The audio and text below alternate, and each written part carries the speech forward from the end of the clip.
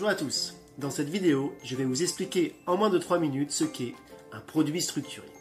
Et vous allez voir, c'est très facile à comprendre, c'est même un jeu d'enfant. Un produit structuré est un investissement risqué, au même titre qu'un placement en action, comme un ETF. Mais contrairement à un ETF, sa performance ne va pas suivre exactement celle de son indice de référence. Au-delà de l'indice de référence, la performance du produit structuré va dépendre de 3 critères. Tout d'abord, l'échéance et donc la durée d'investissement. Prenons par exemple une échéance 2032, donc une durée d'investissement de 10 ans pour un lancement en 2022.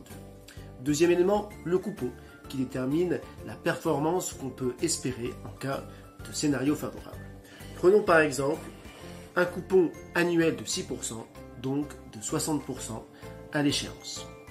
Enfin, troisième élément, la barrière de protection, qui détermine le niveau en dessous duquel l'indice de référence ne doit pas baisser à l'échéance pour obtenir le coupon. Par exemple, pour un indice de 636 au lancement, celui-ci ne doit pas passer sous 318 à l'échéance. La performance d'un produit structuré dépend de son indice de référence. Chaque année, voire chaque trimestre, il y a un test qu'on appelle constatation. La première constatation a généralement lieu au bout d'un an. Si l'indice de référence est au-dessus de son niveau initial, alors le produit est remboursé et l'investisseur reçoit le coupon. En revanche, si l'indice est en dessous de son niveau initial, l'investisseur ne reçoit rien.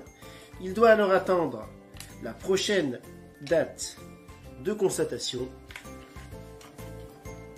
pour refaire le test, et ainsi de suite. Prenons un exemple avec une date de constatation au bout de 6 ans.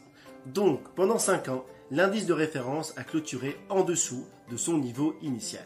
À ce moment-là, si l'indice de référence est au-dessus de son niveau initial, l'investisseur reçoit le capital investi plus 6 fois le coupon, donc une performance de 36%. Enfin, si à l'échéance le produit n'a pas été remboursé, cela signifie que l'indice de référence a clôturé sous son niveau initial chaque année. On fait un dernier test.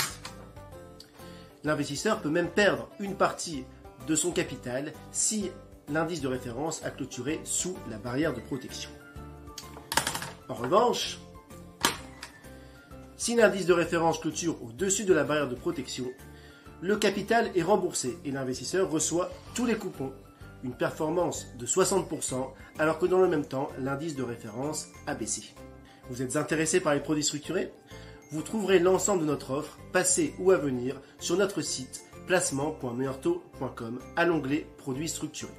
Nos conseillers sont bien entendu à votre disposition pour vous aider dans la sélection de produits adaptés à votre profil.